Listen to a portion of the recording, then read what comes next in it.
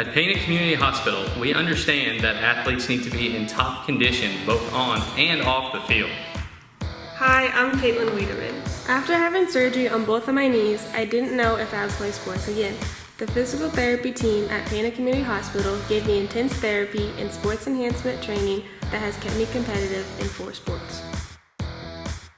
Whether it's providing sports enhancement, immediate assessments on the field, or treating an injured athlete, we can get you back in the game. We also work closely with orthopedic specialist Dr. Elvitar, now providing orthopedic care for patients of all ages. Pana Community Hospital Rehab is your partner in health.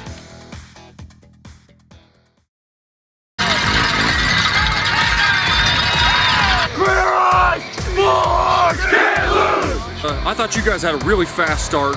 2 big plays on defense, then an interception. Then next thing you know, you're at the 1-yard line. Yeah. You get that early fumble though, and all of a sudden you guys kind of go flat in the first quarter. Yeah, we had 2 early fumbles, both on the snap exchange.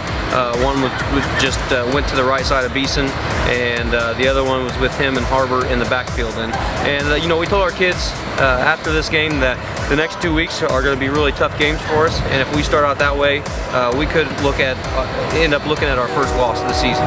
We can't start like that.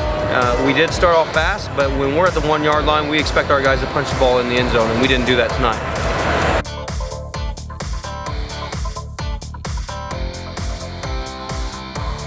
You had a huge game, started off with an early interception. What happened on that play? I just dropped back into coverage, and it just happened to be thrown right to me. I didn't really see it, and just threw my hands up and I caught it. It was the 2 big scampers from Beeson that I thought settled you guys in, got you going. Talk to me about those 2 plays. Well, one of them was a called running back or quarterback keep, which our line did a great job of blocking.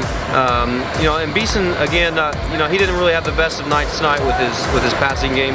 But whenever he finds space out in the open, he can really make plays. He's fast.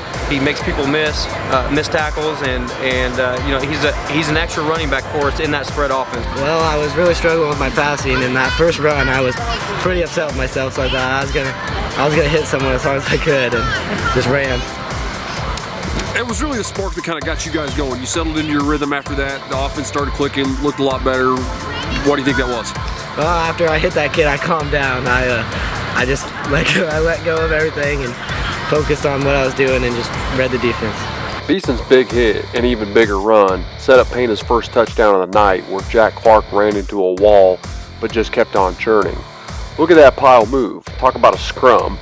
It would be the first of 2 defining moments early in the game. Second would come on Litchfield's next possession. A draw play would go for a big gainer, positioning the Purple Panthers deep in Pana territory. As they seemingly have all year though, Pana's defense came up with a huge stop where they stymied the Purple Panthers on 3 straight attempts from inside the 5. Litchfield would get to the 2-yard line, but on 4th down, Josh Linover would lead the charge, head off the defender as he flashed to the outside, and bring him down for a loss, ending the scoring threat. I think we've been in that situation 3 or 4 times and come up with a stop. You know, whether or not they try to get to the outside, and we're using our speed, and that helps. You know, I don't necessarily know there's any special call that we've made, that the athletes just make the play on what they know to do, and you know, that we've been there several times this year, so I'm really super proud of them. Perhaps he was riding a wave of momentum after delivering that crushing hit, but Beeson ripped off another huge run to facilitate Pana's second score. This time it was a 74-yarder that inflated his stat line to absurd levels. At the time he had 3 rushes for 125 yards. It's incredible. Jack Epley would cash in on this sweep play 1 play later, and Pana would have all the momentum moving forward. After a nice pass deflection from Linover, the offense would be back at it. But now, it was time for Harbor to go to work. He would break free on a violent run where he put a Litchfield defender on his backside. Then, he would lower his shoulder and do it again on his way to a 10-yard score that put Pana up 21-0 and gave him a commanding lead.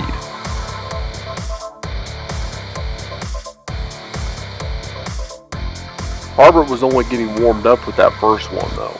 He would strike again a minute and 11 seconds later after Nick Galvin showed off some moves on a nice return.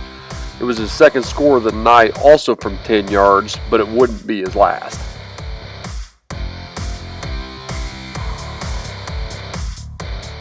Pana would start fast in the second half with a quick strike to Daniel Didway for 20 yards and another punishing touchdown run from Harvard. You had 3 10-yard touchdowns. Obviously got a lot of support from your offensive line, but what was working for you tonight? Just following Owen and Cade when you get outside.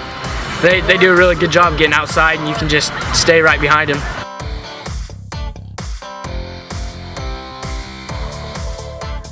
With a 42-0 lead and a running clock, Pana needed only to keep a few drives alive and come up with a handful of defensive stops to preserve the shutout and stay perfect on the season. Final score, the Pana Panthers 42, Litchfield Panthers 0. A 1, a 2, a 3. Perfecto! 16-0.